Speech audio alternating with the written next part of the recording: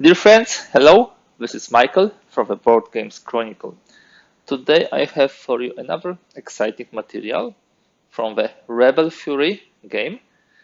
These are the battles of the American Civil War, and this is the Civil War Heritage Series Volume 1.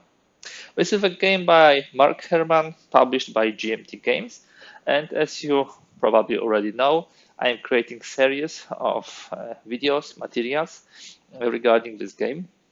What we already did is a general brief overview, unboxing and overview of this game.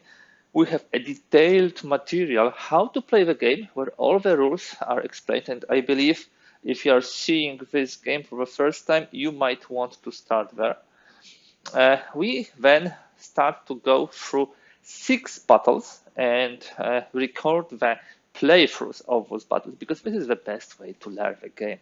Here are the battles. We have 3 maps, and on each map there are 2 scenarios. I believe we already covered Fredericksburg, perfect for solo play. We already covered Chickamauga and Chattanooga, and today we will be shooting the 4th scenario. For the presentation purposes, I decided on the Wilderness, Battle of the Wilderness, and this will be the topic for today's video. We'll still be left with 2 more battles, large battles, multi-turn battles, long battles. I will see how we will cope with them. This will be Chancellorsville, and it will be the Battle of Spotsylvania. Okay, I believe that's enough for the introduction. Let me tell you how this material will flow. First of all, we'll tell ourselves a bit about the historical background of the battle in place. Then we'll talk about the scenario setup and rules. We'll use the playbook for this. Then we will have a section when we'll simply look, okay, guys, what can we do in this scenario? What are the strategic considerations for this battle? So how to play it from a strategic perspective, and then actually we'll play. This is a 4-turn scenario, which I believe we can play end to end together in the one sitting. And I believe we'll shoot the full material for that purpose. And of course, we'll zoom in a little bit when we'll be actually playing. Okay, let me tell you now a bit about the historical background of this battle, the Battle of the Wilderness. This is the first battle in the Rebel Fury, which takes place in 1864. So far, we had only battles from 1863. And this battle was fought in May 1864. This was, of course, during the American Civil War. It was the first battle of General Grant in his Virginia Overland campaign. It was, of course, against General Robert Lee and his Confederate Army of Northern Virginia. The fighting was taking place in a very wooded area. You can see woods all over here of the wilderness and Spotsylvania. What was happening? Grant had an idea to simply encircle Lee and destroy his army. He was pushing his forces quickly into this direction. It was mainly his army of Potomac.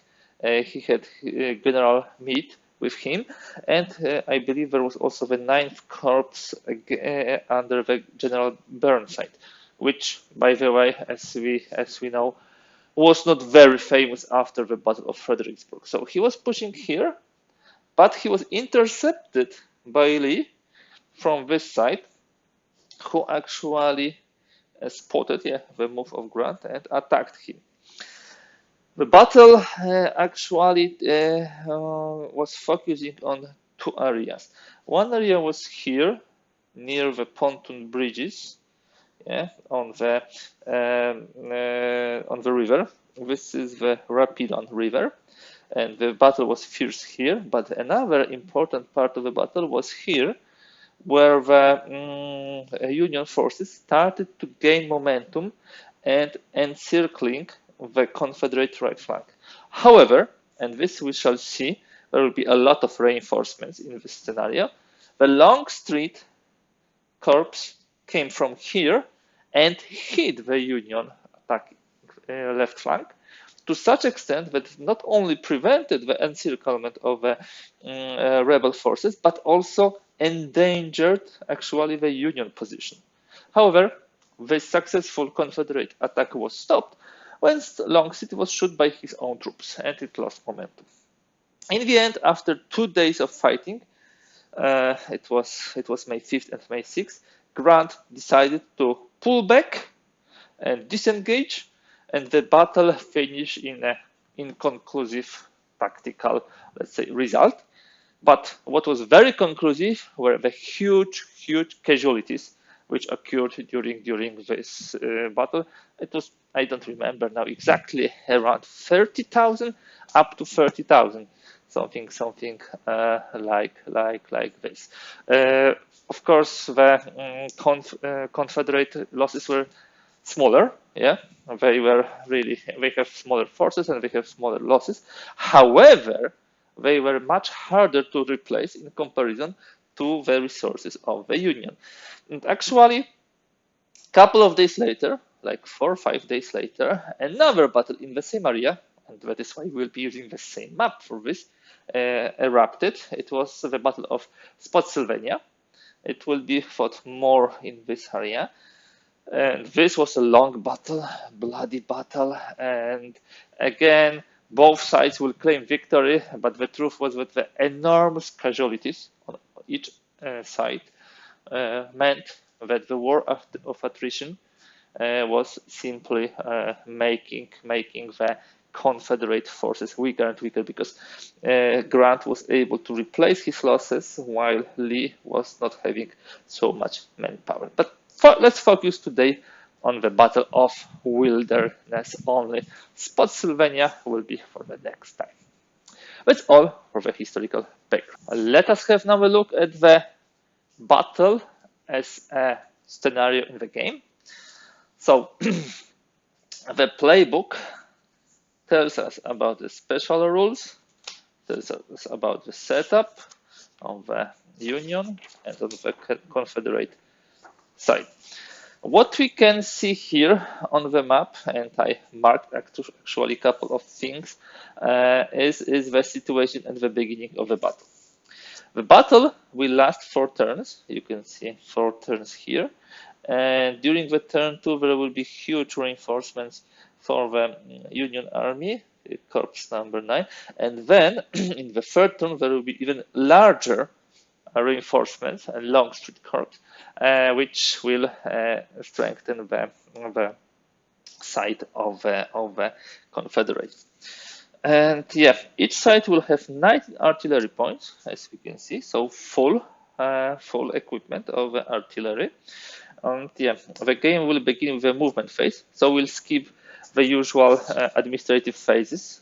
Just a reminder, we have a command phase there, organization phase, and only then we jump to movement and attack phase. We'll skip in the first turn those phases. The Confederate army will be the player 1 on turn 1, and there's a very interesting rule that during the movement phase of turn 1, the Confederate player may activate 6 divisions here and move them. The same unit can be moved a couple of times. It's, I would say, depicts the way how Lee reacted and allows move some of those folks forward. And I believe this is necessary, especially to prevent some attacks on this axis. There are Union pontoon bridges, 3 of them, here, here, and here. And the reinforcements entry points, there are 2 for each side. So the reinforcements for the Confederate army can enter from here or here, and that is why we have those gray cylinders. The reinforcements for the Union can enter from here or here, and that is why we have those blue cylinders. This is kind of a reminder for me. I'm using those cylinders in many scenarios. They really help me with simply remembering some of the rules. Now, victory conditions. We have, of course, generalship victory. A reminder for everybody how to achieve the generalship victory. Simply inflict more losses on the enemy. Yeah, generalship victory, the side with the most VP wins. If the victory is up to 7 points, this is tactical. If the VP difference is more than 8, it's operational. How do we get victory points? Each eliminated division is 3 VP, each eliminated detachment is 1 VP. However, there is always a strategic victory condition which does not look at the losses and which overrides the generalship victory. What kind of a strategic victory we have here in this game?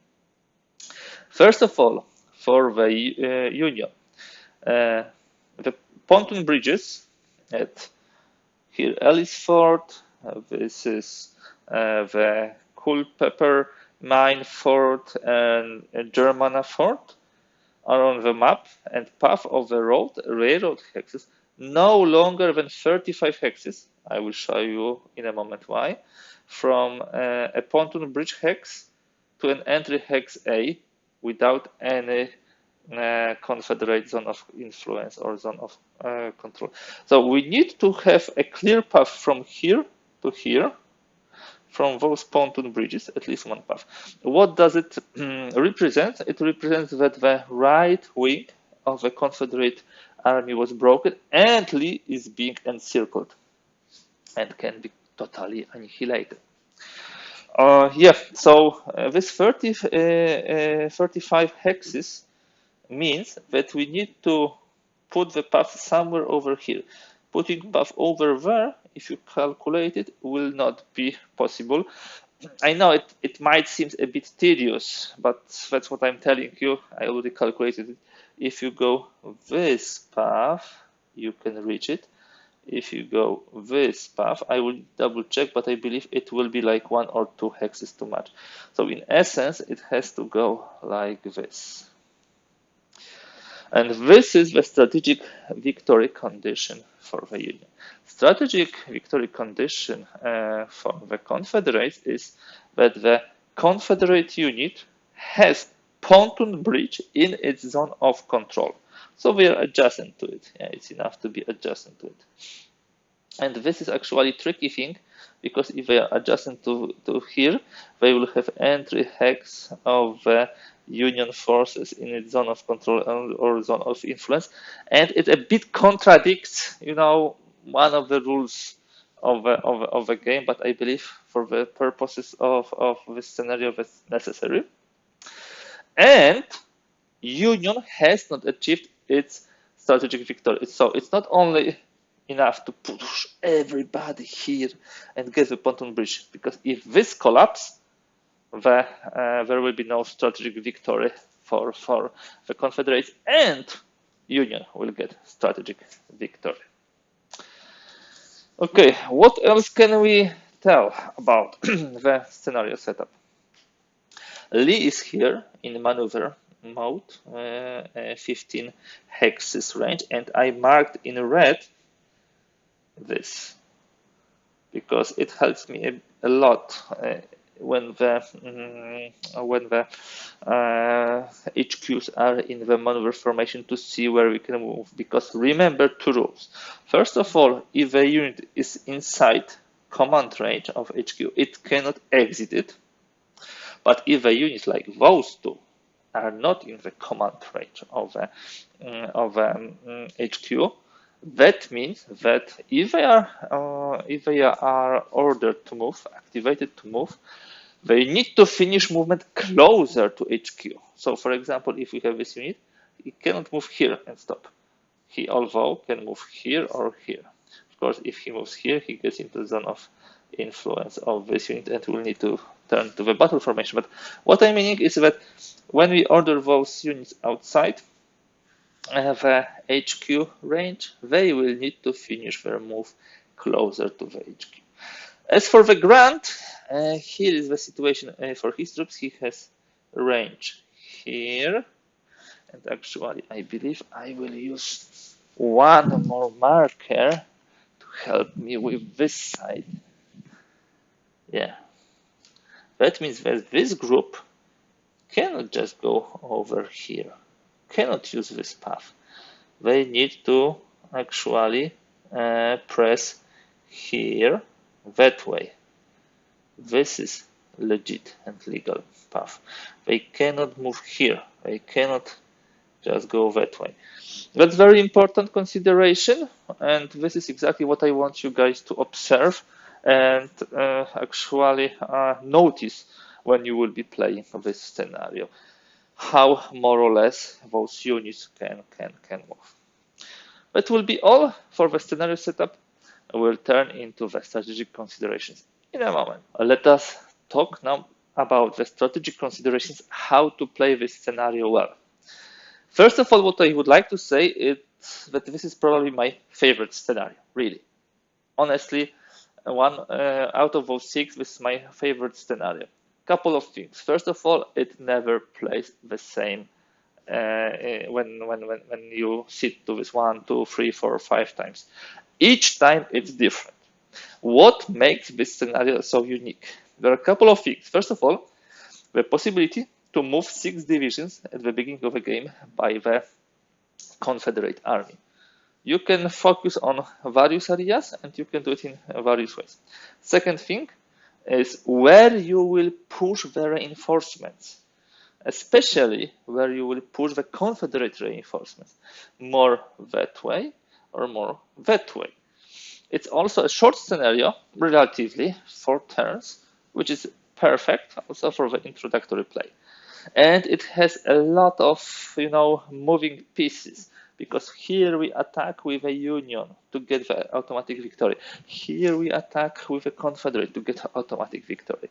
We have also some open terrain, which means that there will be no, like in Chattanooga, only battles in the woods, which are highly, favorable for the defenders. No, you can just go through the open terrain to a large extent and then try to reach, for example, here to the pontoon bridges. So this is really, really interesting. At some point in time, the Union will need to stand in the open terrain, and then +3 to the battle rating for the defensible terrain will not work. Another thing which is of importance is that we have a lot of cavalry here, but remember, cavalry, first of all, cannot attack infantry division and also cannot utilize artillery. So if you push some of the divisions here, some of the infantry divisions here, and grab them in the zone of control, you can really nicely hit them in the first turn simply by utilizing artillery and offsetting the otherwise very good defensive position by this cavalry. What else can I say? A critical thing will be in second turn when both Lee and Grant will be able to turn to the battle mode. And now the tricky thing is that on the other side they have like rating of 6, which is still decent, but much smaller for the large map. You see, Grant will need to order those guys, the coming reinforcements, but also push those guys. He probably would like to take, a line over here to be inside and be able to influence both sides with that 2 stars. But whether he will make it, I don't know. Maybe the rebels will manage to push their, divisions quickly enough to get into zone of control here, because you can see this is really critical passing. If they manage to get here, it will be really hard to push the reinforcements. And another story is that we have a lot of roads here, which also can be utilized by our rebel fury units and try to encircle the enemy. So there are interesting options, really, really interesting options to do it. Let me just put those guys here a bit.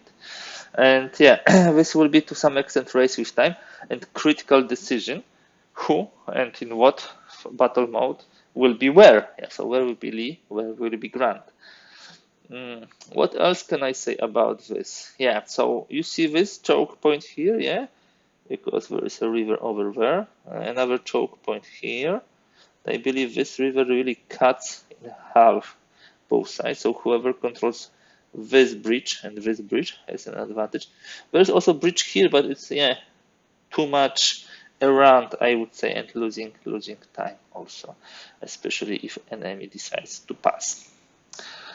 For the Confederate, the biggest question and the biggest headache is how to defend this against this second corps. Yeah, this is the headache. There are like 6 divisions here, and they definitely need to push something here, preferably getting this crossroad. But the line, if we calculate it, 1, 2, 3, 4, 5, 6, 7, 8, 9, 10, 11, 12, 13, 14.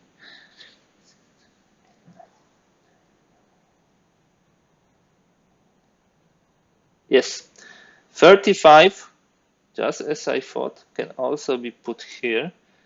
So the Confederates will not only need to cut here, but they need to defend also this path. Actually, this. If they manage to have a unit here and a unit here, that might really slow down the approach of enemy, and having possibility to move divisions in the beginning of the turn, like 1, 2, 3, 4, 5, 6, yeah, we pretty nicely can put a division here or put this division here. So there are options, guys. There are options, and they are really cool. Let's see what each side will do, and each time it's being done slightly different. And yeah, the range of HQs really impacts it. And maybe you would like to have a lot of attacks, but you might get out of ammunition pretty quickly. So really, my favorite scenario, very balanced, very interesting from tactical perspective, with simply lots of interesting possibilities. So yeah, I will play it in a moment, and let's see who will win. Okay, guys, time to play turn one. I zoomed in a bit. Actually, you will not see the top part of the map, but I don't believe there will be not too much action. The reinforcements of Union will move down. Also, to speed up the play, I already marked the 6 units I would like to use to move. The 6 Confederate units I would like to move before the game starts. Remember, this is a special rule. The during movement phase of turn 1, the Confederates will move 6. Will have 6 moves. One division can be moved a couple of times in order to change their disposition. So let me start with this. We do this initial moves. Let's start with the cavalry. They would like block a bit the approach here, so they can move 1, 2, 3, 4, 5, for example, here, and even 6 if they stand here. They actually are blocking pretty nicely several paths and several approaches. 1, 2, 3, 4, 5. Yeah, we can have one of them here. First move. Second movement will be here. We push our good quality divisions forward. 1, 2, 3, 4. That one will come here, and that one will come 1, 2, 3, 4. Will come here. That one will actually go to the woods, block a bit this approach. And how can we do it most optimally? 1, we use extended move, of course, on the road, so 8 hexes, because there is 4 movement points, and if we do not enter zone of control or zone of influence of opponents, we can do it. 1, 2, 3, 4.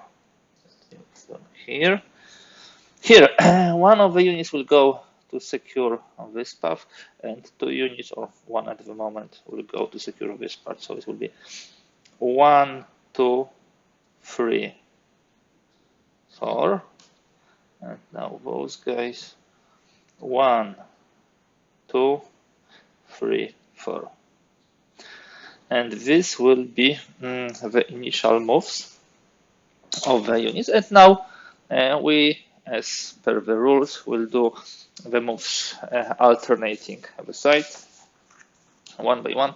When somebody will pass, the other side will have some additional movement.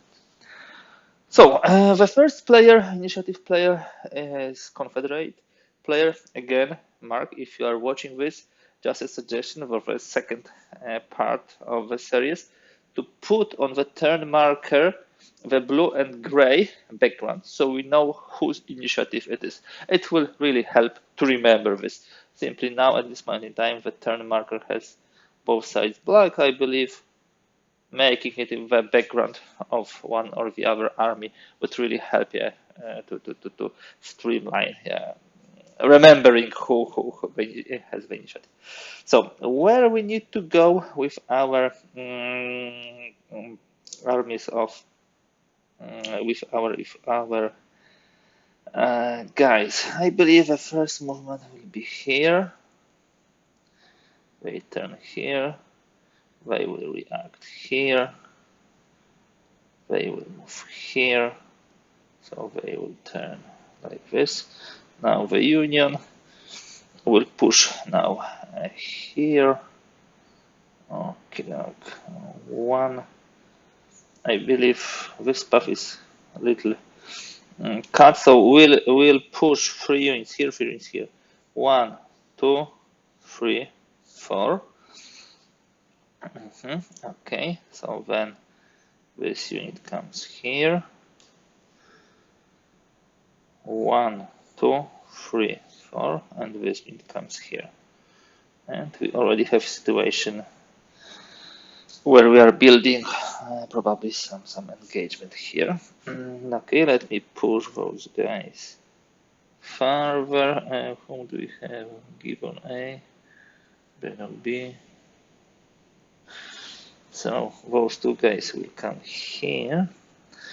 1, 2, 3, 4. It's everything within command range. Now let's push those guys. 1, 2, 3, 4. Those guys. 1, 2. Oh no, we'll not do it that way. We'll do it that way. 1. Okay. Now we can push those elite units. 1, 2, 3, 4. Those will approach the cavalry. 1, 2, 3. And they need backup from the other part of the division. This is Bardo. Where do I have Bardo? I have Bardo here, so I moved incorrect ones. Sorry. I can move those instead. Yeah, we want to have the same division, of course, attacking. 1, 2, 3, 4. It would be possible. It would be the same number of movements. Okay. So they are here. So Gibbon, Bardo here. So we press with those. 1, 2, 3. Maybe not so far. Let's not be so fast. It might be too risky. 1, 2, 3, 4. This is better. Now let's push with those here, just in case to close this gap. 1, 2, 2.5, and we stay here. Now beyond this is that guy. 1, 2, 3, 4. Those guys approach here. Those moves 1, 2, and those goes here. Okay, then those goes here. Let me move those. 1, 2, 3, 4. Let's push here. 1, 2, 2.5, and we cannot enter if you have extended movement the zone of influence. Okay, those guys go 1, 2, 2.5. They cannot also enter the zone of influence, so they will go here. We need one more division to guard our rear. 1, 2, 3, 4. Good.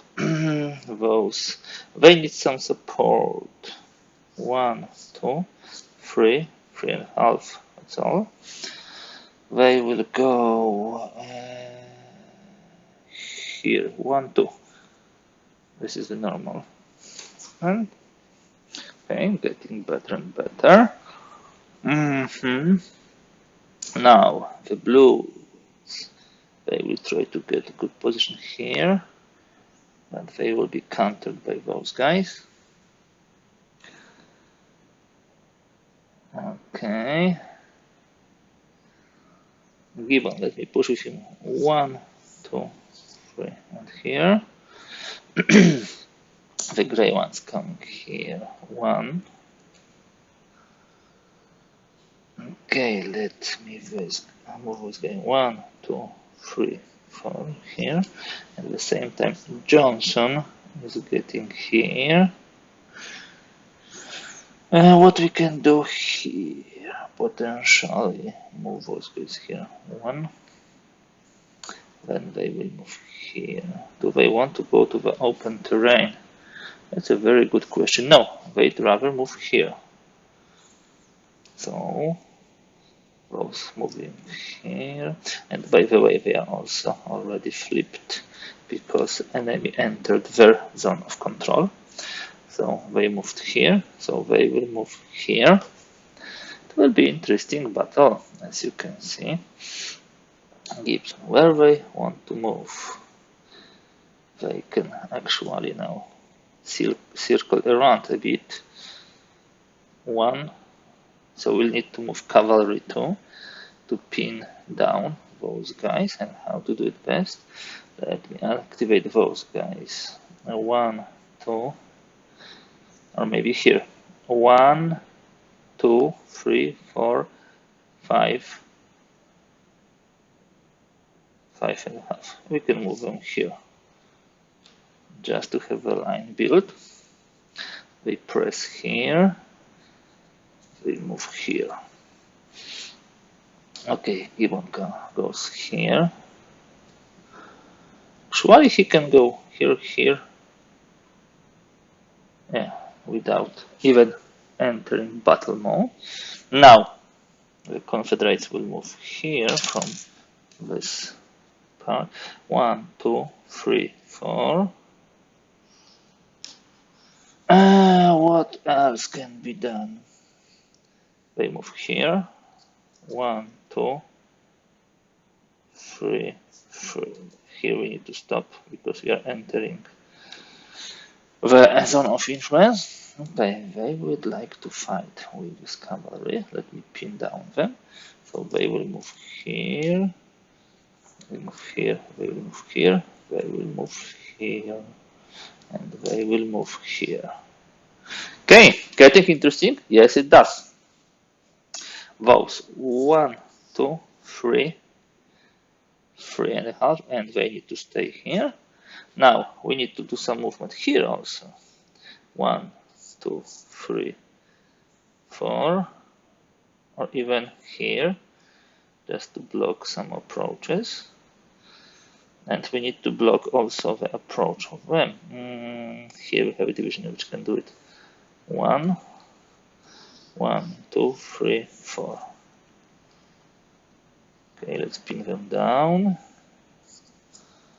Okay, they pinned us down. What the gray ones can do, they don't have much other options, but they can move this cavalry. 1, 2, 3, 4, 5, 6. I believe they are closer now than they were to the command range. The blue ones, they will go 1, and they will move here. So the cavalry enters 1, 2, 3, 4 here. Just in case. They are here just in case. And the blue ones will push here. The gray ones, what they can do? They actually can do such movement. Ha, that's interesting. Aggressive movement. And now the blue ones gets here. They made a huge progress, really huge progress. The reinforcements will be critical. I believe the gray player would like to reposition this cavalry. 1, 2, 3, 4, 5, 6. See, there is an empty crossing here. Now, as for the blue ones, they need to push a bit here. They need the second division here. Do they have anywhere the second division? Let me check. Griffin. Do we have second Griffin? Griffin A. Where is the Griffin B? It's Griffin B. Okay, good. So they will have some defense. Wardrobe. Okay, we want those guys here. And at this point in time, I believe generally will say, I pass. I don't need any more movements. So let us stop here. He passes, and if he passes, the opponent says, okay, so I designate General Grant as HQ, and how many moves will I have? How many units there are in its range without being in the enemy zone of control? I believe 1, you don't see this, sorry, 1, 2, 3, 4, 5, 6, 7, 8, 9. So we have 9 moves plus a die roll. So wow, it's 1. So we have 10 moves. And now the tricky thing is, and actually that's what the Union Army was working on, but they cut movement on this path. Here they have zone of control, and here zone of influence, and here they have zone of control. So it will not be so easy to push those troops. Maybe we can push some over here, and that's probably what should happen. This division can be moved that way. So this will be the first movement. So it will be 1, 2, 3, 4. First movement. Second is 1, 2, 3, 4. So these are the 2 moves. 8 are left. We have a lot of divisions here, and this route here in this point has already zone of influence. So that means that we should not use this path if we want to push some of the units here. We will have reinforcements also coming here, so we are not so worried about pushing those guys here. I just want to do it well with the correct divisions. So this is 1, 2, 3, 4. 1, 2, 3, 4. Another 2 moves. So 6 are left. And let me push those divisions further. 1, 2, 3, 4. 1, 2, 3, 4. 1, 2, 3, 4. 1, 2, 3, 4. These are another 4 moves. So 2 moves left. Let's push with those guys still. There will be some deaths here for sure. So we go that way. 1, 2, 3, 4. And only those 1, 2, 3, 4. That's all movement. That way we finish the movement phase. Let's check if everybody's in battle formation who is in the zone of control or zone of influence. Yeah, I believe this is correct. And now we might play the battle phase. There will be not too many battles, but there should be some at least. The battle rating will not be influenced by the stars of the generals because, as you can see, there are not too many of them. Okay, so the Confederates would like definitely to attack here. They would like to attack here, and not sure if anywhere else. The Union will definitely attack both cavalries, and we shall see what will happen later. Yeah, a lot of things can happen. So, first attack, I believe it's good to attack here and to break those two with this push here. So, how do we calculate the battle rating? Just let me remind you. And by the way, also let me remind you about the attack sequence. Do I have it here?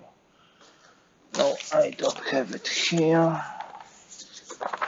Here I have it. Organization phase, yes, attack phase, attack resolution. Each side secretly determines artillery support when both simultaneously reveal. In my solo plays, I assume both sides want to do this. Each side determines their battle rating. We'll do it in a moment. Each side determines their tactical position using their battle rating, and we resolve the attack.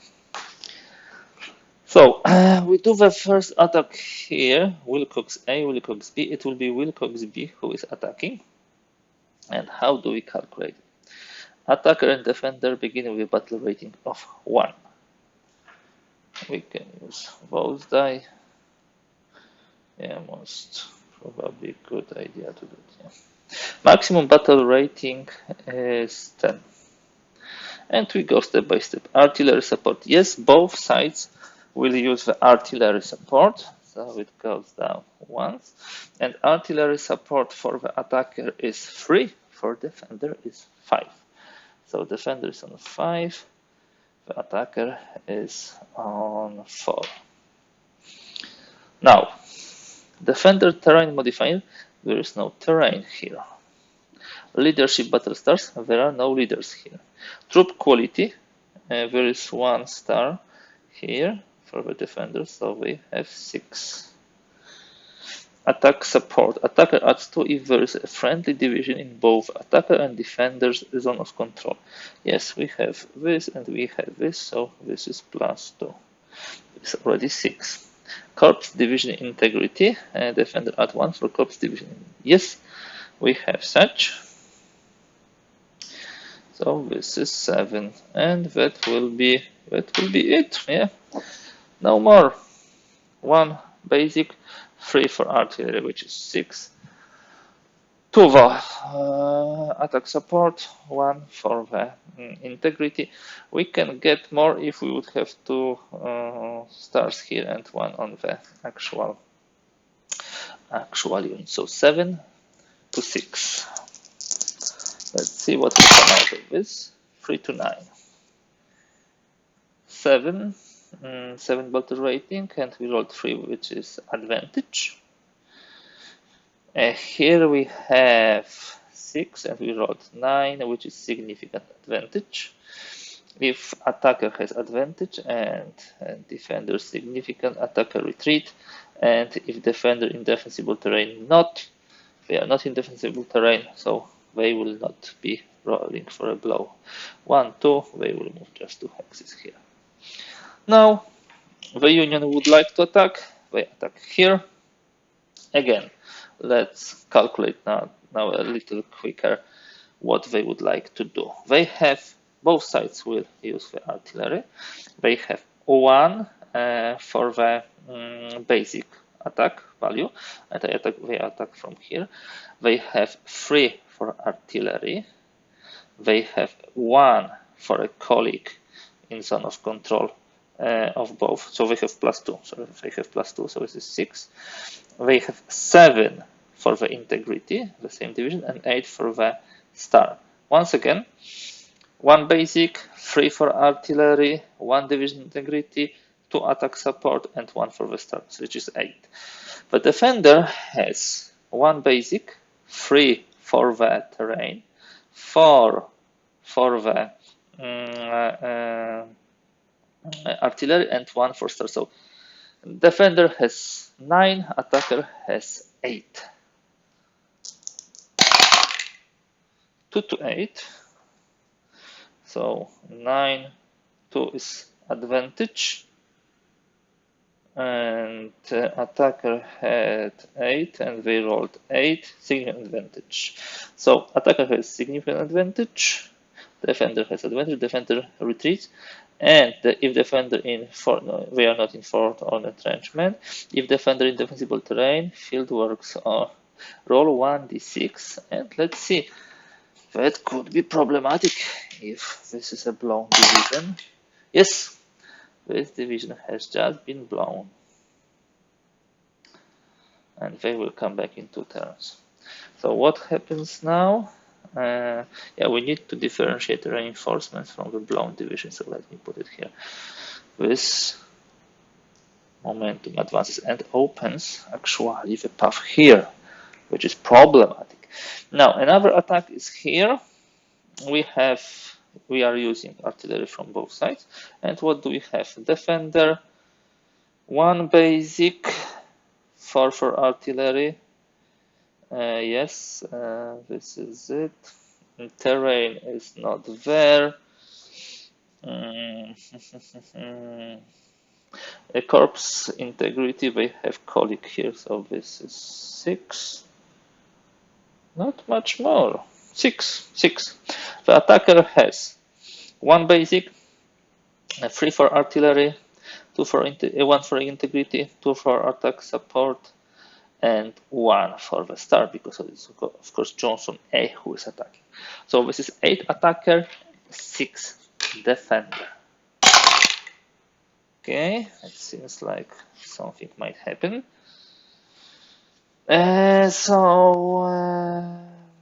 6 defender, and we rolled 2, which is disadvantage. Attacker had 8 and rolled 6, which is significant advantage.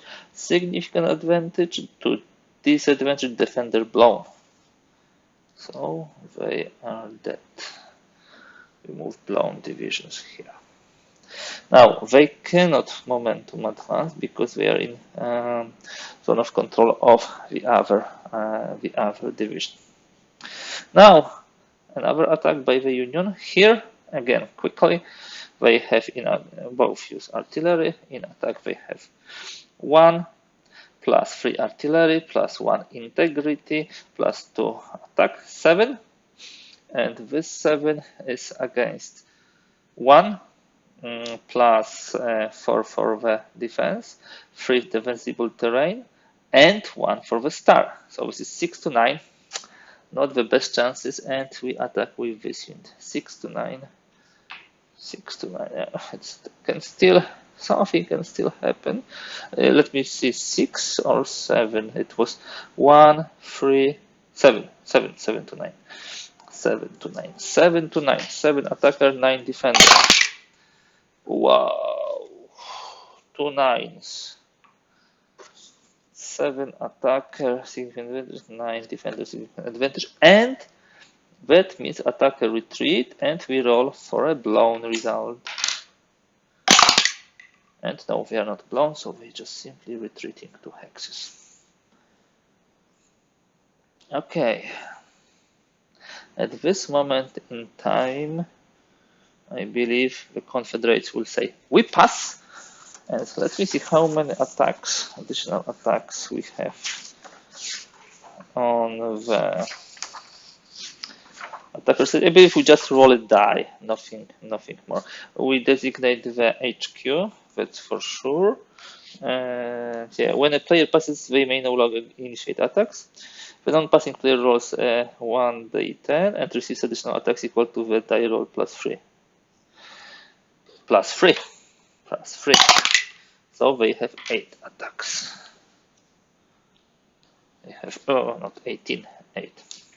Now the question is, do they want to attack somewhere still? They would like to risk the attack here. Both sides use artillery. So what do we have in attack? 1 basic, 3 artillery, 1 integrity, 2 for the support, and 1 for the star. 8. Defender has 1, 4 for artillery, 3 for the terrain. 8 to 8. Wow. Let's see. 1-1. Not good for the attack. Not good for attack. 8 to 8 is 8 is disadvantage to disadvantage. Counter attack. That's something which rarely happens. Yeah, we have a counter attack. Let me just check it. I have it so rarely. The defending division must perform an immediate counter attack. The original defender is now the counter attacker, and the original attacker is counter attacked. The counter attacking division is eligible for pursuit. Okay, battle writing plus 3. So this is not 8 to 8 anymore. This is 10 to 8. So they have 10, they have 8, and these are the attackers now. Wow, 10 to 8. What a roll. What a roll. What a calamity. This is D, and this is D. So this is another counter attack. Let me see if it's possible.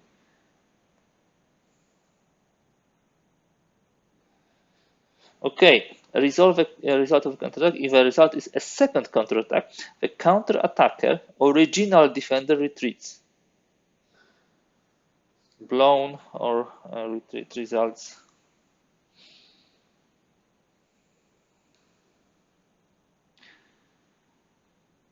Okay, he retreats. I believe he just retreats. Not sure if we should roll. It says he retreats. Yeah, so let us just consult it together.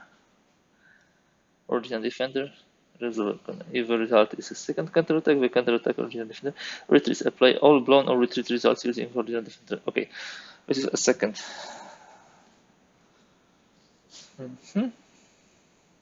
Not sure. I will do it that way. Maybe it can be done the other way, and they cannot. They can move. Yeah, they can move here. Okay.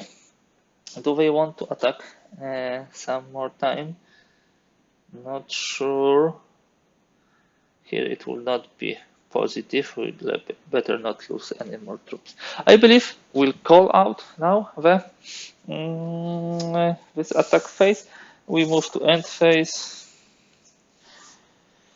So we will move to the turn 2, and there will be some significant reinforcements for the Union. Okay, guys, let's move through the turn 2. It will be much quicker. There will be much less movement than in the first one. I already did the command phase and organization phase.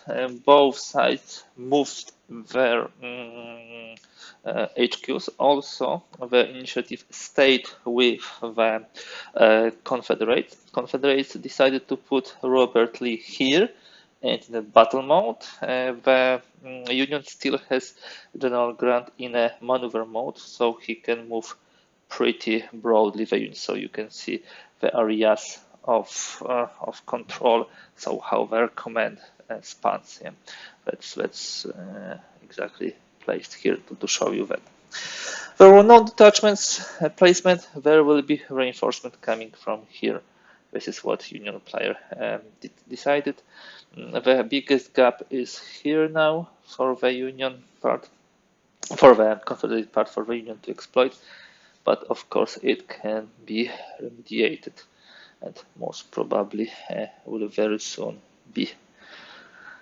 Okay, let's see. Where do we start? We start with a movement phase, and the movement is first with Confederates. What they will do? They need to plug this hole, and in order to do it, they probably will move this unit here. No, they cannot do it that way because those are here. which is an unlucky thing. 1, 2, 3, 4, 5, 6. This is not necessarily allowed because we are outside of the range and we need to be closer, so we need to be adjacent to this. We can still move 1, 2, 3, 4, 5, 6, and when we get into the zone of influence, this is also not allowed. So we unfortunately cannot do it, and we'll probably not move that way here now. On the other hand, it's still a good position because the 35 hexes which we counted from here has to go through here. It cannot go through here. It gives no advantage here to them. So let's do something else. Let's try to pin down here those guys. And we will attempt another attack on cavalry here. Again, we try to pin down those guys here, here. Okay, probably movement on some reinforcements to the theater of operation would be a good idea. So let's push them. 1, 2, 3, 4. Then we will move this cavalry here. We'll see why in a moment. 1, 2, 3, 4. We'll stack here. What it gives us? It gives us the division integrity between both cavalries, control of this road and of this road, which is really important. Let's push further. 1, 2, 3. And now we would like probably to close on those units here. 1, 2, 3, 4. We need to stop this fast movement over there, and there is a way to do it. 1, 2, 3. 3. We can stand here with generally exactly. And that actually kills this. Maybe you can do it even more robustly. 1, 2, 3, 4, 5, 6. We can move like that without double movement. And now we keep this crossroad. Okay, let me push further. We still have reinforcements which we need to move. We are obliged to do it. 1, 2, 3, 4.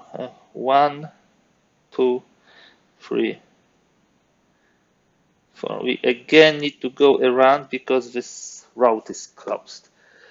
What now with the Confederate Army? You know what? They will say, pass. I want to pass. And I believe this is the best thing they can do. So how many movements will Union have? 1, 2, 3, 4, 5, 6, 7. These are the divisions which are not in zone of control. 8, 9, 10, 11, 12, 13. Plus reinforcements, 19. So we have 19, so the maximum. So we move them. 1, 2, 3, 4. 1, 2, 3, 4. 1, 2, 3, 4. Everybody's moving. Everybody's moving somewhere. Relax. Okay. 1, 2, 3, 4. So it's already 4 moves, so they have only 15 left. 1, 2, 3, 4. 14 left. Yeah, we need to also push here as long as we can. 1, 2, 3, 4. 1, 2, 3, 4. We need to do this movement definitely. We need also to push the reinforcements. We cannot pass 1, 2, 3, 4 unless we did it 1, 2, 3. Okay, one more. So 2 more movements. So we have 10. Let's push those those guys farther, so those can enter 1, 2, 3, 3.5, and now we have all reinforcements on the map. I believe we might want to push also some divisions here to plug this hole. 8 movements more. But first of all, let's try to catch this cavalry. 1.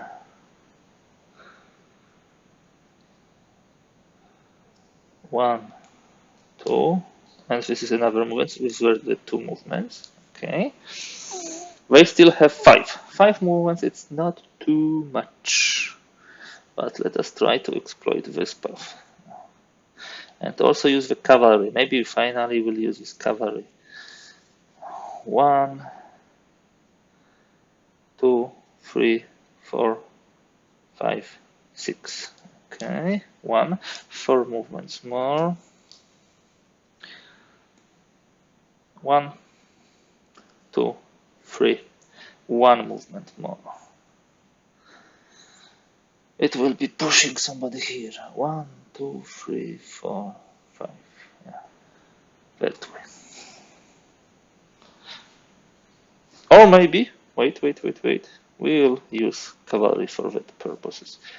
They can move further. 1, 2, 3, 4, 4.5. Yeah, they can move here. Well, that's all for the movement. As you can see, after first big turn, the movements now move. Sorry, movements move. Movements proceed much quicker and much more streamlined way. And we'll have some fight. Let's see what will happen. First of all, do we want to fight somewhere with the Confederates? I believe we should try. We should press. We should press here, and we should press here. And we should use Robert Lee, definitely, yeah, for that purposes. So the first attack, important attack, will be here.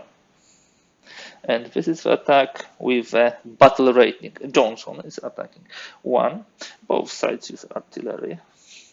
1, +3 for artillery, +1 integrity, +2 for the attack support, +1 for the star, +2 for Robert Lee.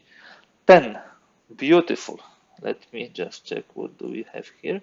Regular unit without support because the other is killed. So we have 1 basic, 4 for the artillery and 3 for the defensive terrain, which is 8. So this is 10 to 8 only, nothing more. There is some chance for a victory. Attack. 5 to 7, no, there is no chance. 10, 5, significant advantage. 8, 7, significant advantage. Significant advantage, his attacker retreats, and because this was a defensible terrain, we roll a die and see they are not blown. Okay, they move 1 and they can stop it 2. Now attacks by the Union, and they have to push here, they have to attack here, they have no other choice. So both sides again will use artillery, and attack is here. So in this attack, we have 1 basic, 3 for artillery, 1 for the integrity, 2 for the attack support, and 1 for the star. So this is 8. Nice, very nice. And this unit is attacking from the open turn. 8.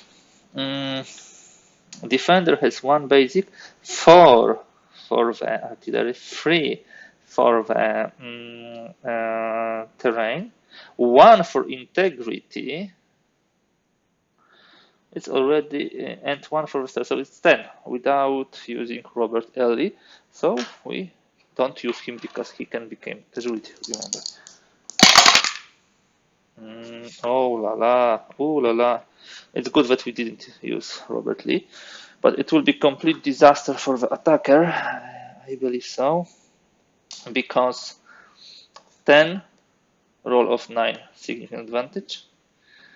8, 8, it was 8, yeah, I believe it was 8 on attacker, 0 disadvantage. It's good that it was not even less, so it could be a really something very bad. Significant advantage to disadvantage, defender blown.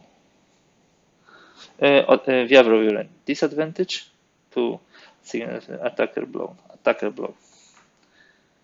So those guys were attacking and they are blown, but not dead. Still there is time for them to come back.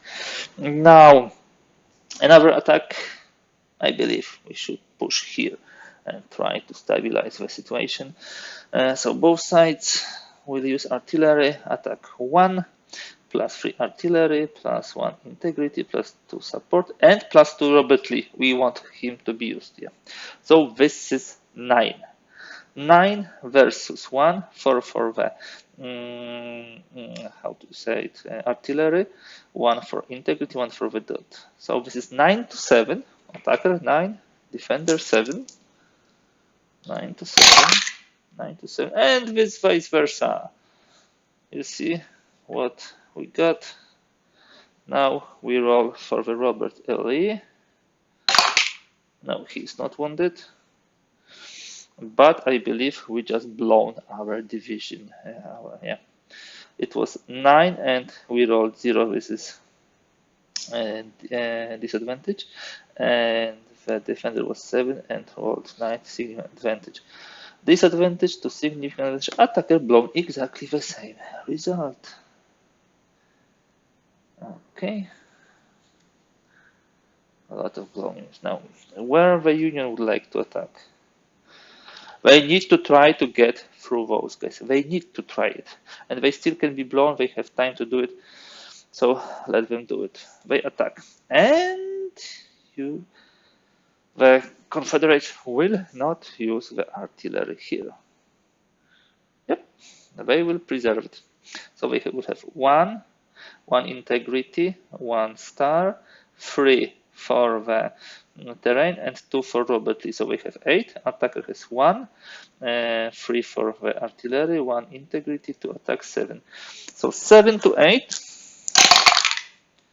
and it will be lost cause for the attacker. 7 to 8, 7 roll 4 is advantage. 8 roll 7 is significant advantage, attacker advantage, defender significant advantage, attacker retreats. It was a difficult terrain. Let's see. Yes, they are blown. It jumped a bit, but yeah, and these are here, guys. Okay, we need to be careful because if you have more than 2 units blown, which will be coming in 2 turns, one of them will be dead. That is why now we need to think with the Confederates whether they would like to attack somewhere.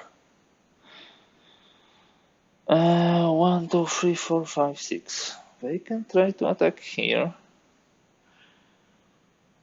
with a significant forces because they would have 10 here. 1 basic. Yeah, let's attack. Both sides are using artillery. They have here and they have here. So the defender has 8, I believe, because he has 1 basic, 3 terrain for the artillery, and the attacker has 1 basic, 3 artillery. They have the integrity, they have support, they have star, and they have Robert Lee. The attack is being done by those guys. 8 to 9, close. Both will have significant advantage, I believe. Yeah, SA on the 8 and SA. So this is unfortunately for attacker retreat, and we check the blown result. No, they are not blown. 2. Okay. Okay, what the Union will do now? Would they want to attack somewhere? No. Confederates? No. I believe both sides will pass now, and that will conclude turn 2. As you can see, much quicker than turn 1. Okay, guys, let us see what the turn 3 will bring. I already did the command and organization phases quickly. The initiative is with the Union this time. As for the deployment check, Valley was not able to be moved from here. He has, for the next redeployment check, +2 to the roll. Grant decided to change into the battle formation, and he will be ordering the troops here. Still, those from here will be floating here, because remember, if you do the move action and you are outside command range of your HQ, you need to finish your move closer to the HQ. We move to turn 3, which also means that any blown division this turn will be dead and will be scored against the victory points of particular side. What else? There were no detachment placement or recall. Formation determination, yeah, some of the units recovered the maneuver formation. 2 blown divisions returned here and here. There was no disengagement, and what is important, we'll have a huge reinforcement from the General Longstreet. I decided that the Kershaw division, 3 units, each of them with 1 star, will come here to stabilize front. Should be more than enough. And 2 division, Anderson and Field, the elite field one, will move here, trying to get to exactly here, to this pontoon bridge for the victory. Let's see how it will work. One thing which can be problematic, maybe not much, but to some extent, is there is a difference in ammo on only 1 point now, but still it can be a decisive factor later on. Okay, we start with the movement phase. Who moves first? The Union moves first. What they can do? They are here pinned down, and they have some units unfortunately destroyed here and blown, so they can't attack here. But they can move some other nice units. Try to get to this cavalry. They should start to move reinforcements over here. So let's move. 1, 2, 3, 4, 5, 6, 7, 8. Yeah.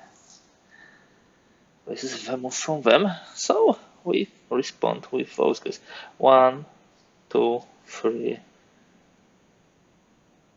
3.5. Let's do it that way. Because you see, we need to be closer. Each time we need to be closer. Now those guys. 1, 2, 3, 4. It's not so easy to plug this hole if your leader is range here. Okay, so how we can move this unit not to be closer? We are now 1, 2, 3, 4, 5 hexes from this. So if we move here 1, we are already 4 hexes. You see, we need to be closer to the HQ each time we move, being outside of the range. So 1, 2, 3, 4. I believe this is fine. 1, 2, 3, 4. We are closer. Yeah, they push the reinforcements straight here because they want this connection, and they push the relief force, or let's say the reinforcements here. So we push further. 1, 2, 3, 4. 1. Okay, let's not do it because we will. 1, 2, 3, 4. Let's think how to move those guys now to be closer. If we move 1, 2, 3.5, we are 3 hexes now from the command range. So it's also good. You can temporarily be further away, but then you need to finish the proper side. So 1, 2, 3, 3.5. And in the next move, we will move here, will be 2 hexes, and it will be sealed, I believe. That is why they should start moving quicker here. 1, 2, 2.5, and they need to stop here. They move 1, 2, 3, and they flip.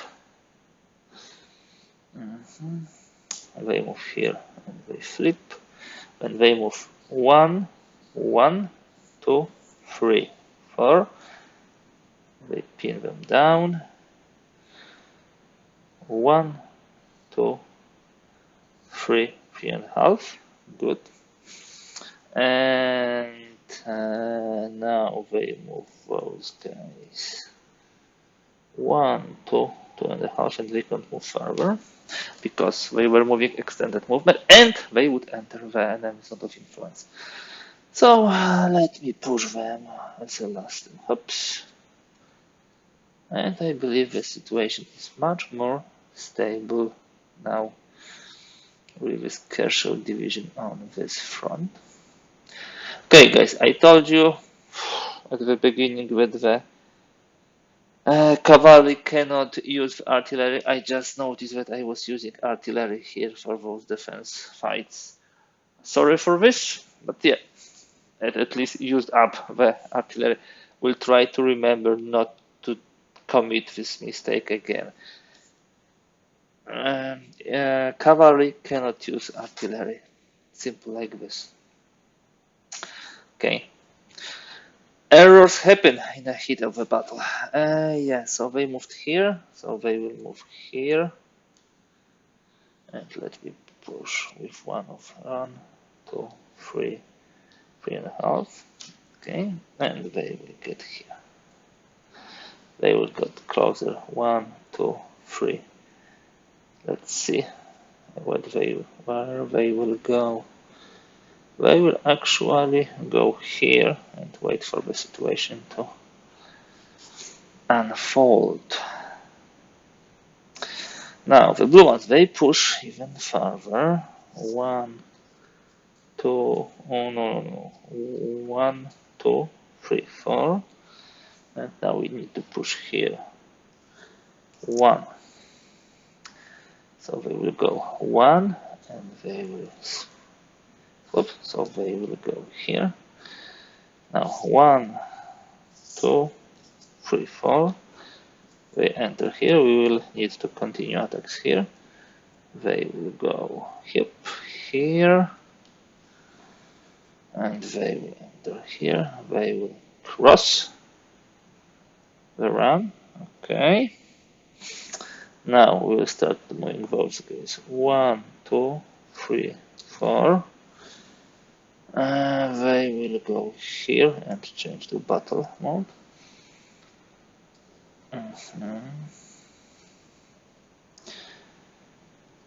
Okay, let's move 1, 2, 3. Now we can't go that far. We need to stop here. They will go through the creek. They will go 1. They will go here. Okay, and they move through the creek. And they will go here, and they will come here. Then they will go here, and we move more reinforcements. 1, 2, 3, 4. Those guys move further. 1, 2, 3, 4. A lot of movement in this turn. 1, 2, 3, 4. And they move 1, 2. Get here. You see, they are 1, 2, 3, 4 hexes and need to be closer. 1, 2, 3, 4. We are closer to the range of a command of the HQ. So they will move here. We need to have also space to retreat in case something goes wrong. And those guys will move 1, 2, 2.5. They will go here.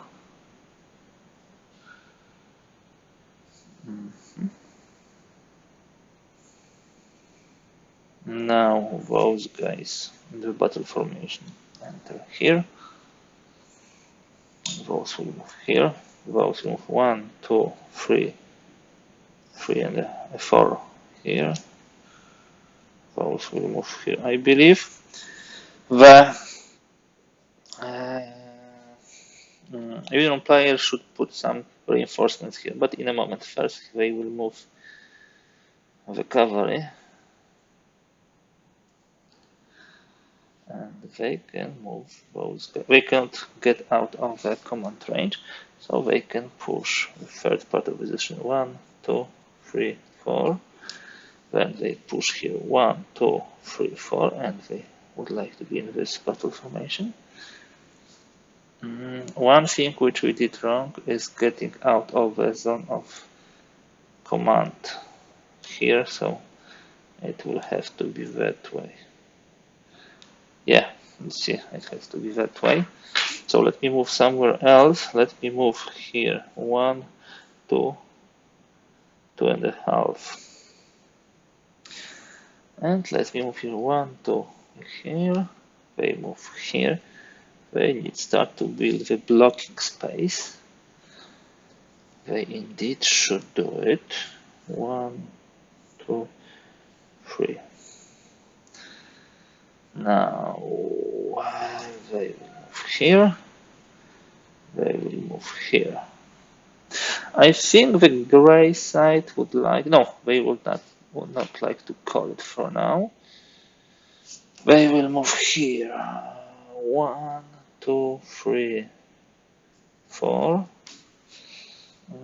They will move more reinforcements to this endangered part. 1, 2, 2. I believe it's good to set up a defense perimeter here.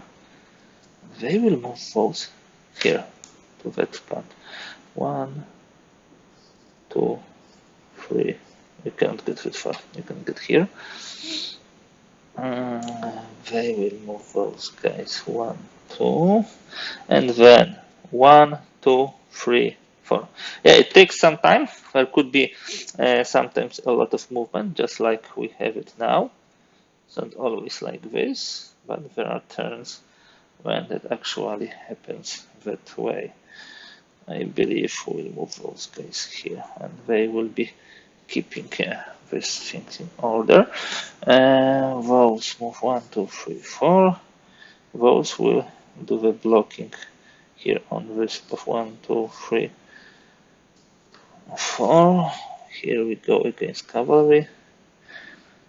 2, 3, 4, and here we go here. One more hex, I believe, is good. Let me move here. Let me move those here. Let me move those here. No, we don't need. We need to move that way, and those here. Full, everything. They were with each movement. They were closer by one step to the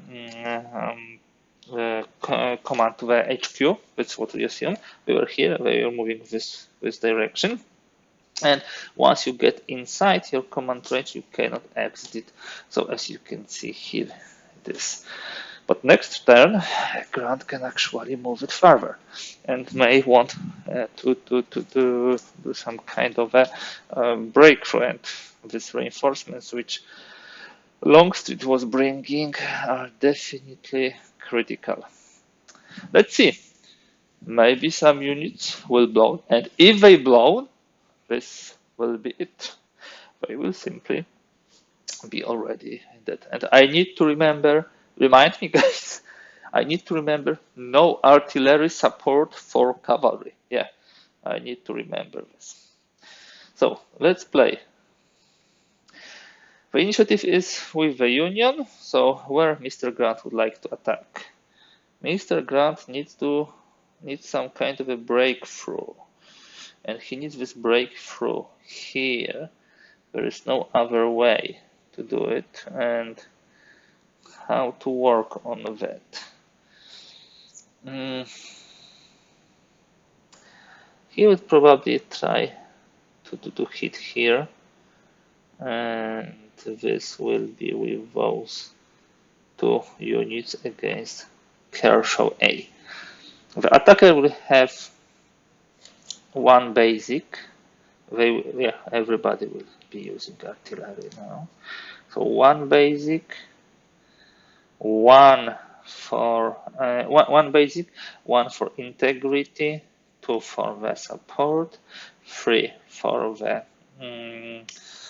artillery, 2 for the general, so 9. The defender is not in the range of generally, unfortunately, but can use artillery, and we'll have 1 basic, 3 for terrain, 4 for the artillery, and 1 for the star, which is 9. 9, okay, should be enough to get rid of this attack.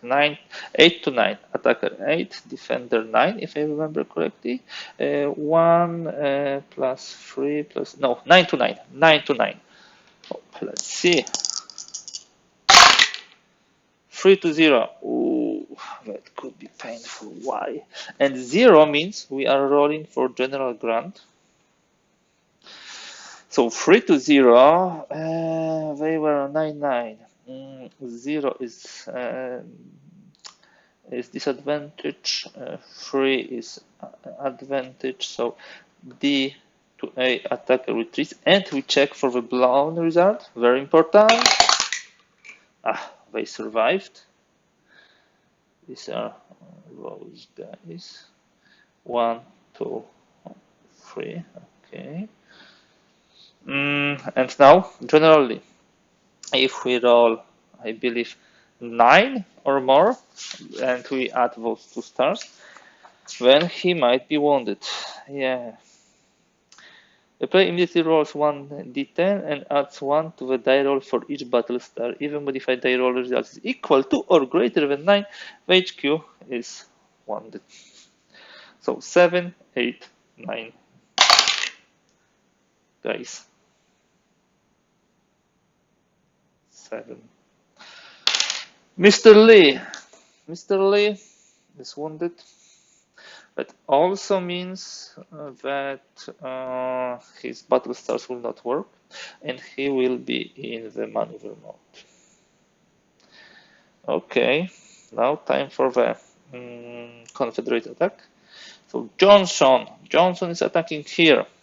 Both sides using artillery. Johnson has 1 basic, 3 for artillery, integrity, support, his star 2 from generally 10. Defender has still does not have his division. His division is here. It was reconstituted here after being blown. So has 1 basic, 3 for the terrain, 4 for artillery, 10 to 8. 5-5.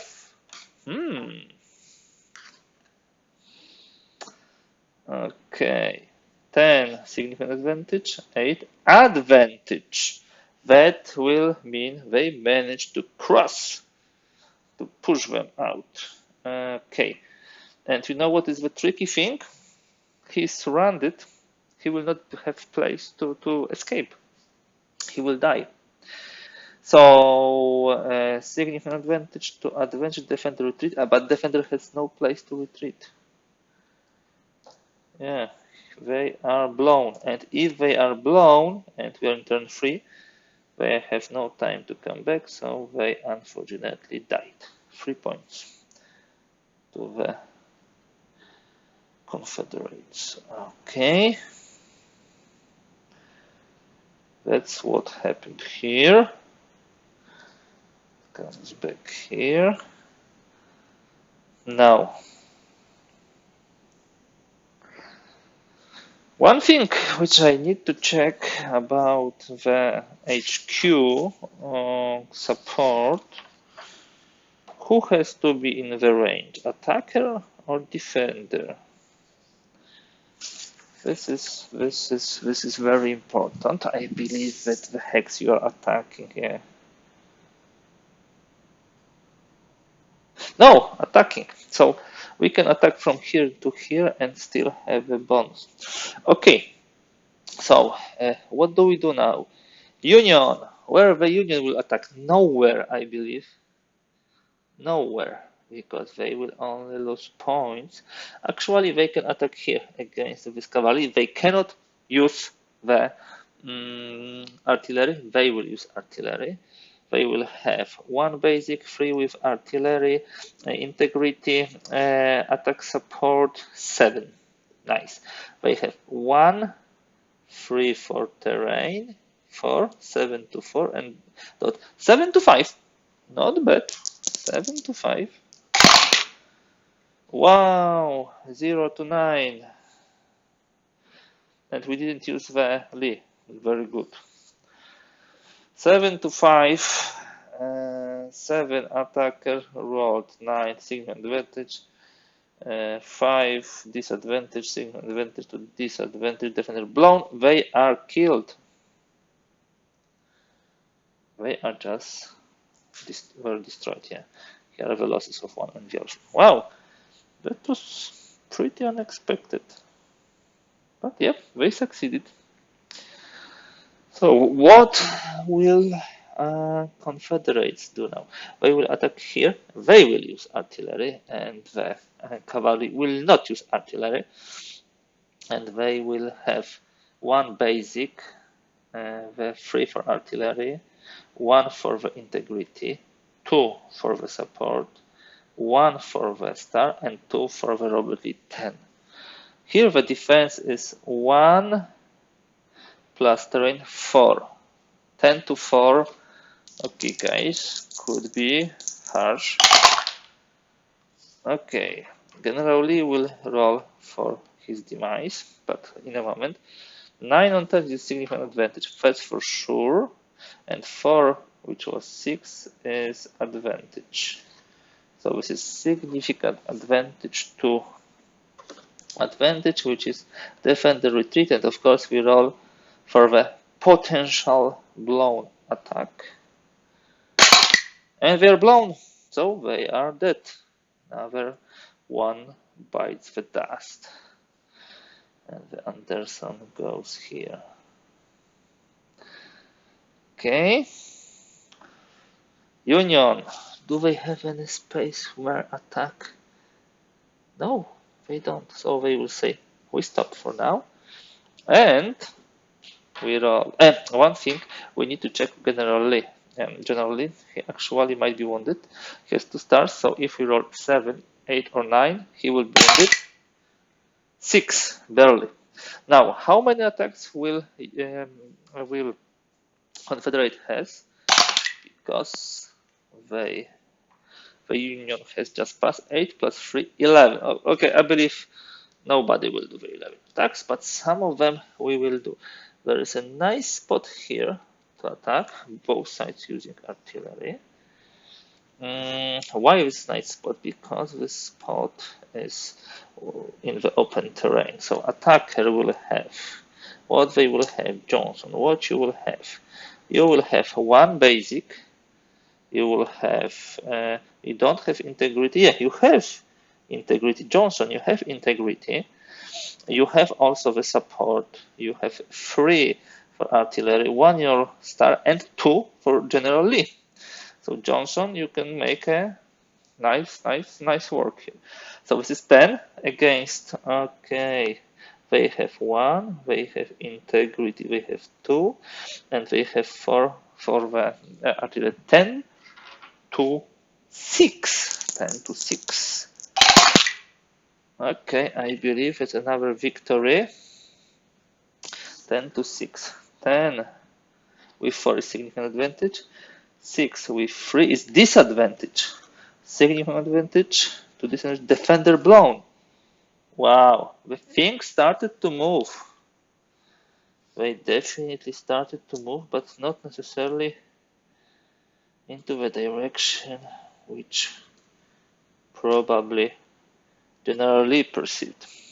There is still enough troops here probably to withstand those attacks, although if things move here in different direction, it might be not so nice.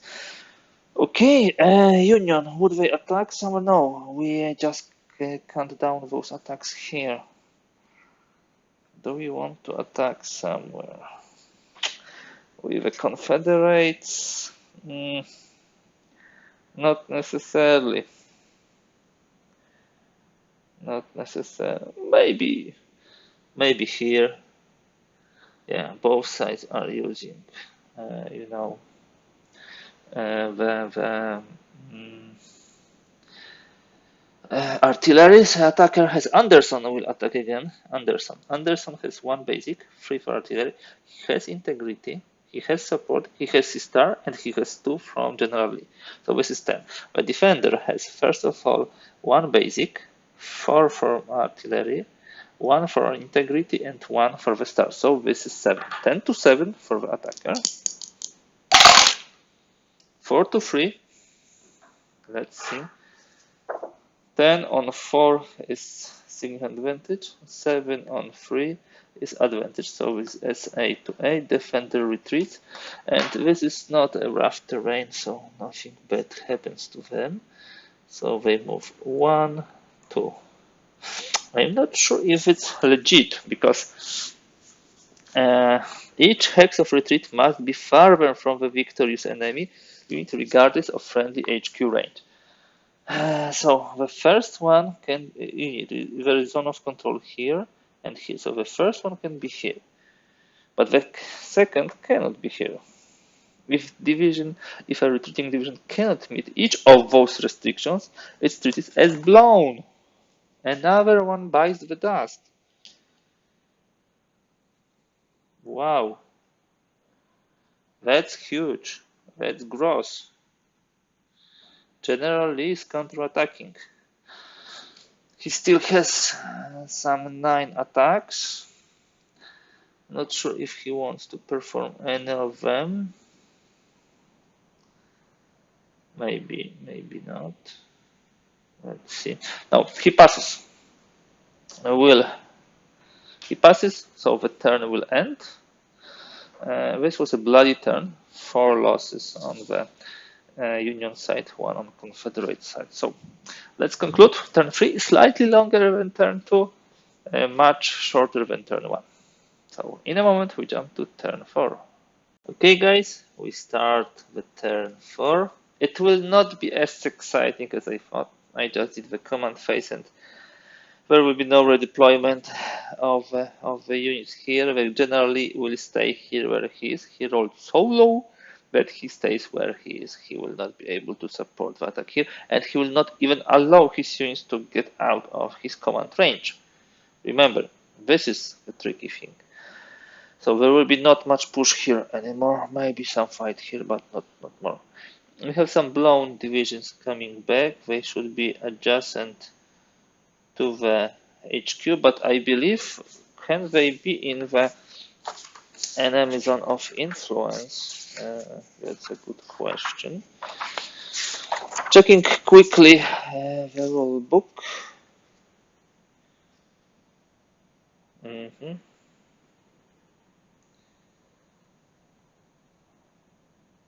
You see, divisions in empty hexes adjacent to, not stacked with a friendly HQ. The hex may not be in enemy zone of control or zone of influence. The turning divisions are placed in battle formation. If for any reason a division cannot be returned to play, it is eliminated. So guys, what that means?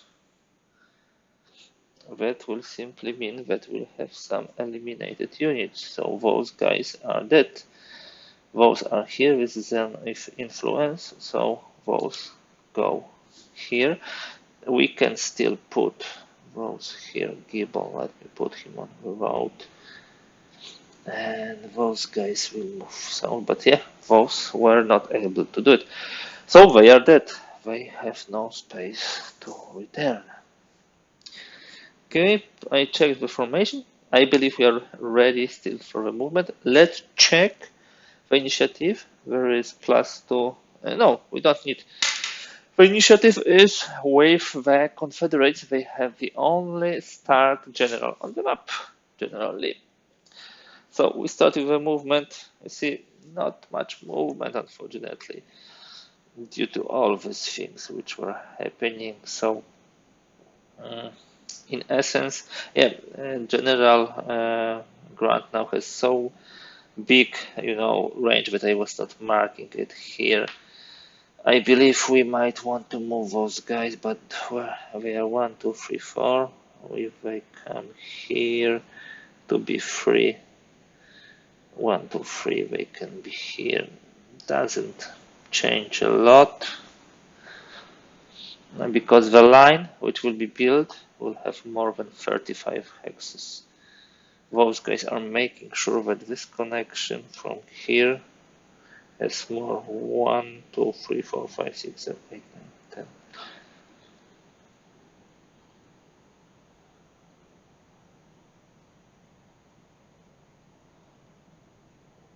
Yeah, 30, 31, 32, 33, 34, 35. It's just missing at least 1%. Just in case, to prevent it, of course, some forces can be put here, yeah, by the Confederates. And actually, that's what they should do if we would have the maneuver formation. You see, the tricky thing, they don't have maneuver formation, but at least they can cut the path here. Let's see. Okay, so this is a movement phase. What will happen now in the movement phase? We will move those guys anyhow. 1, 2, 3, 3.5. They are 3 hexes then from. No, let's stay with them.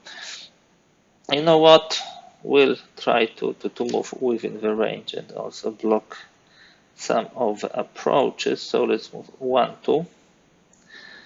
Here we will be attacking the cavalry here.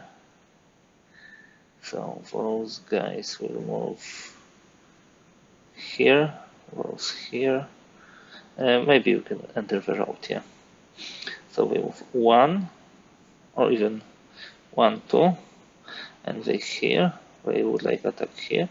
We move 1, 2. What else? Now we can actually move here.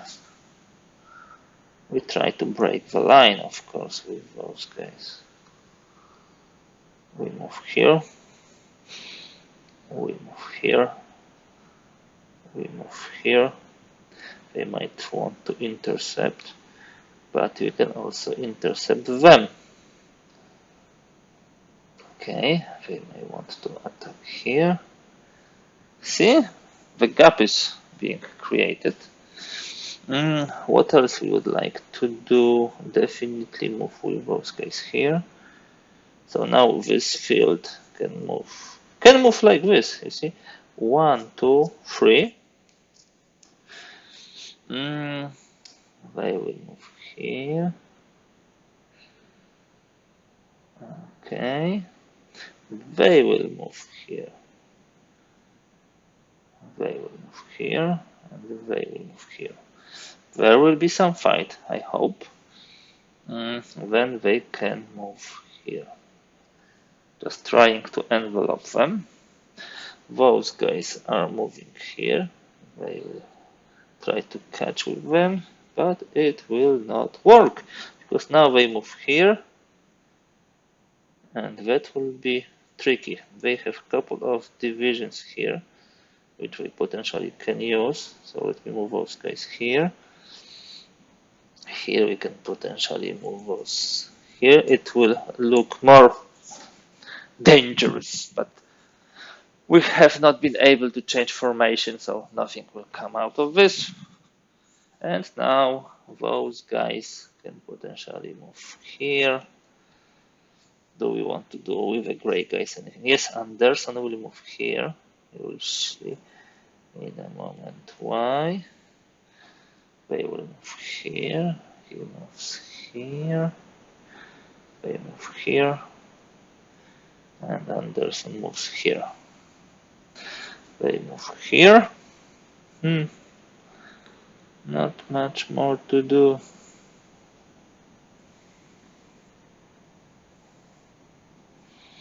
Really not much more to do. Yeah, we can move those. Now they are far away, so we cannot move them anywhere. We can potentially move those guys here. They move here. We shall pass now, and anyhow they don't have too many movements. They have 1, 2, 3 units which are not in any zone of control. roll. Not this die, this die. 0. So we have beautiful 1, 2, 3, 4 movements, and here we have 5, 6 movements.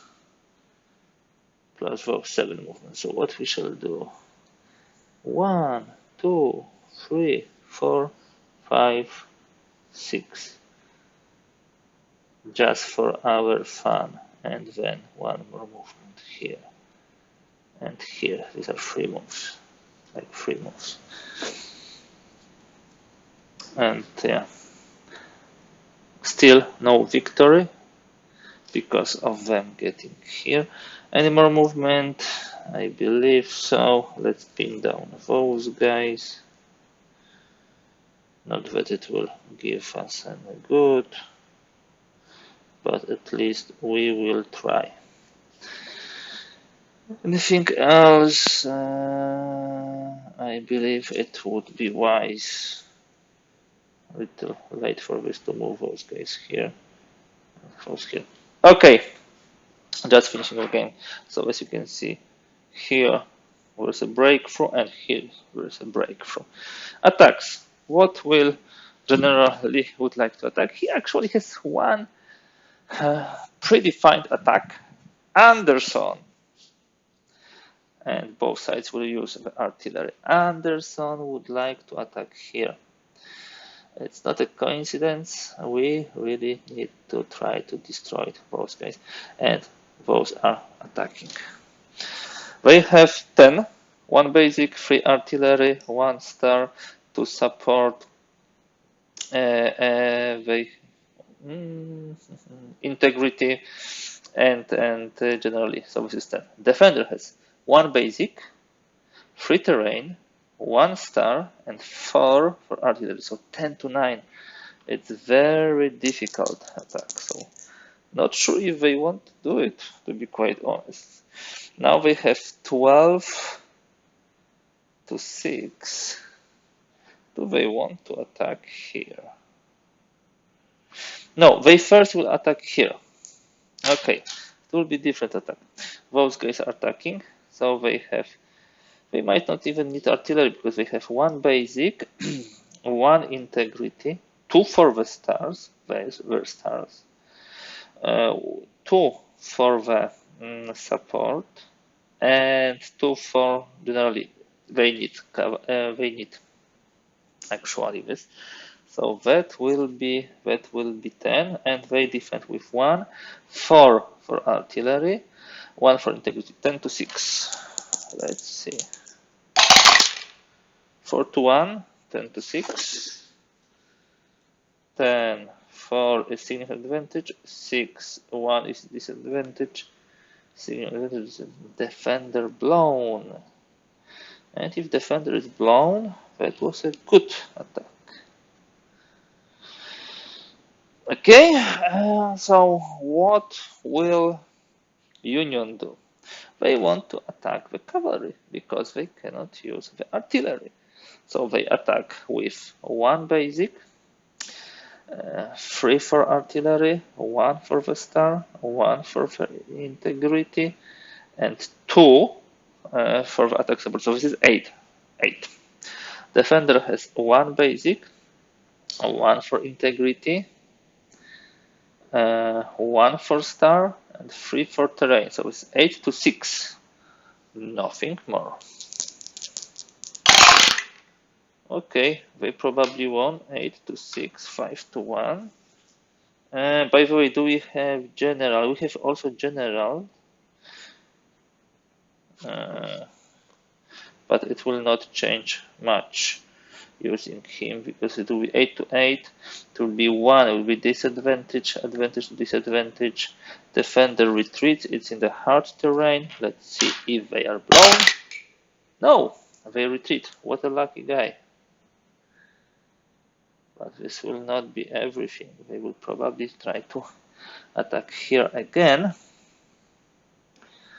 So what we shall do in such a case, in such circumstances? We actually will attack here, those speeding cavalry. We have 1, 2, 3, 4, 5, 6. Okay, let me attack them. It's 10. with artillery. We cannot use artillery. We have 1 plus 4, which is 10 to 4 battle ratings. 1 plus 3 for the terrain. 10 to 4. 0.8. Wow, my goodness. My goodness, 0.8. 10 disadvantage, 4 advantage. Disadvantage to advantage, attacker retreats. They cannot retreat. They are dead. It was 10 to 4. My goodness. What a roll. What a calamity. Now, they attack here. Union is on the rise. Again, they use artillery.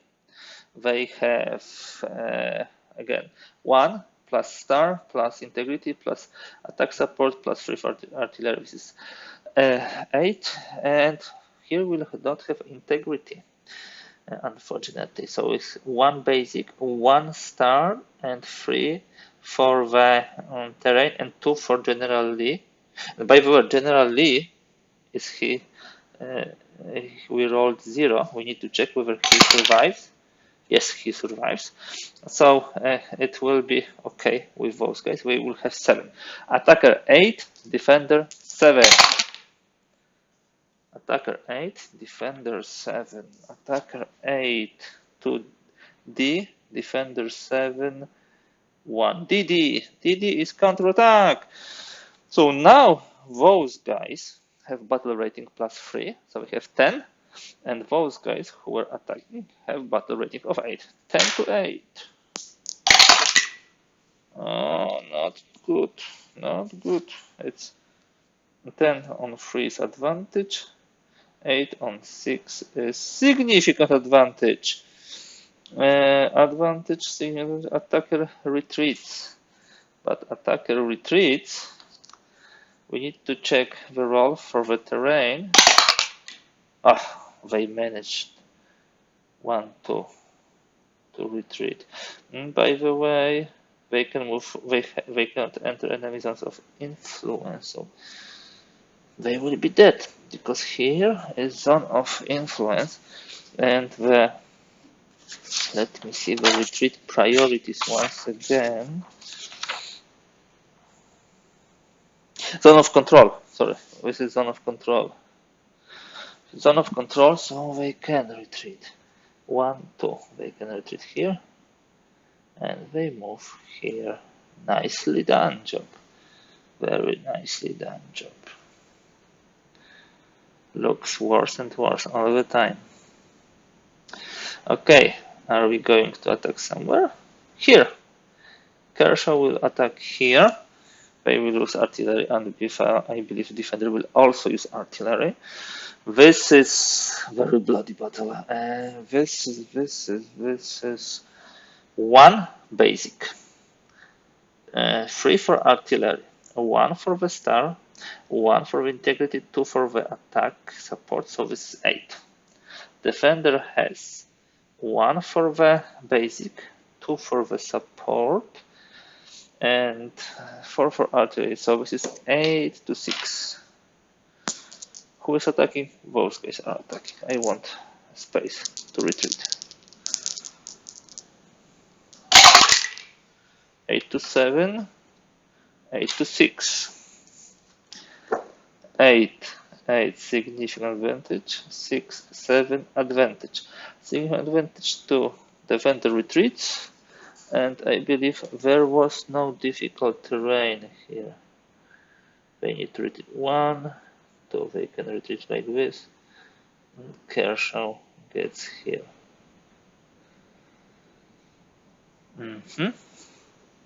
Interesting. Now the Union can attack somewhere. Do they want to attack somewhere? It's not best place to attack. Definitely not. They don't have artillery. They say we pass. We roll for the Confederates. They rolled 5. They have 8 attacks and still 2 artillery. So at least I believe 2 attacks should happen. 1 will be definitely by Anderson. Now he will attack. And how he will attack? He will attack in the following way. The defender will have 1 plus terrain 3, 4. 4. Attacker has 1 basic, 1 for the star, 2 for general stars, 1 for the integrity, 2 for the attack support. Let's take artillery, 10 to 4. Maybe we'll roll better than here. 10 to 4, 6 and 8. Let's see. 10, 6 is for sure 6 advantage. 4 advantage. Oof, 6 advantage to advantage defender retreats. And because there is no place to retreat, they are dead. Those guys get in here. This was one attack, and I believe there will be one more attack. Question only where.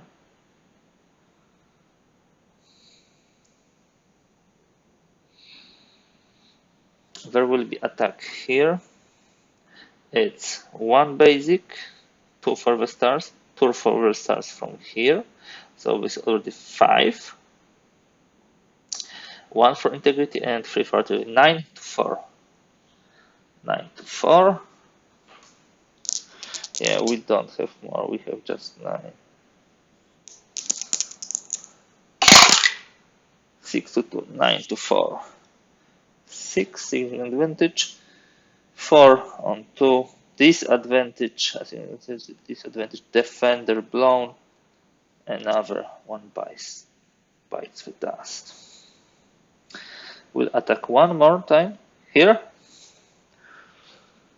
I believe slightly too large losses on Union side, but they risked. Yeah, they risked. Here, what do we have here? No artillery, no supports, and other stuff like this.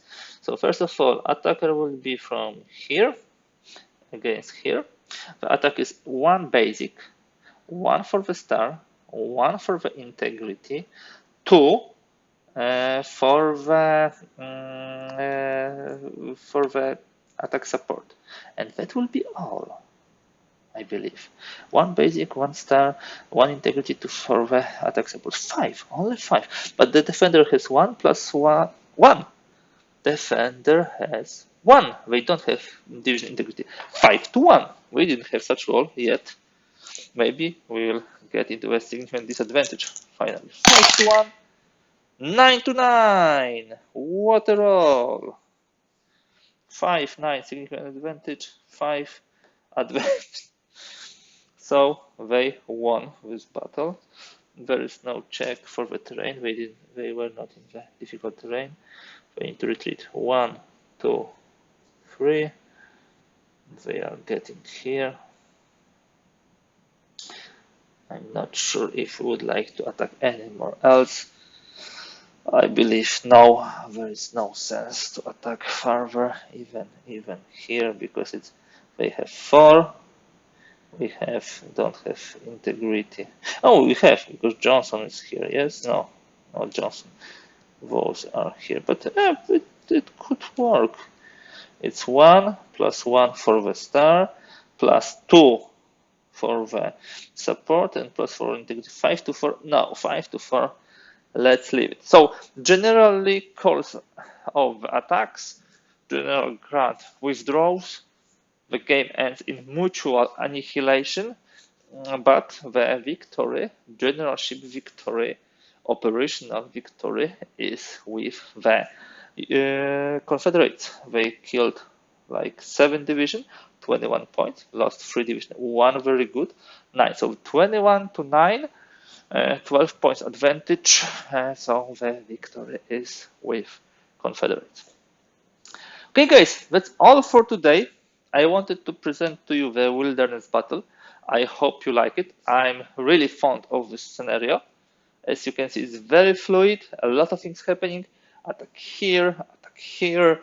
There are, reinforcements which are coming in. There's a special rule about movement at the beginning, which also can show more or less what you would like to do, and you can do it each time differently. I really believe this is a great game and great scenario worth checking. So that's all for today. Please check also other materials in the series. Kindly, please, also, if you like this video, give a thumbs up and subscribe to the channel. That's all for today. Take care and thanks for watching.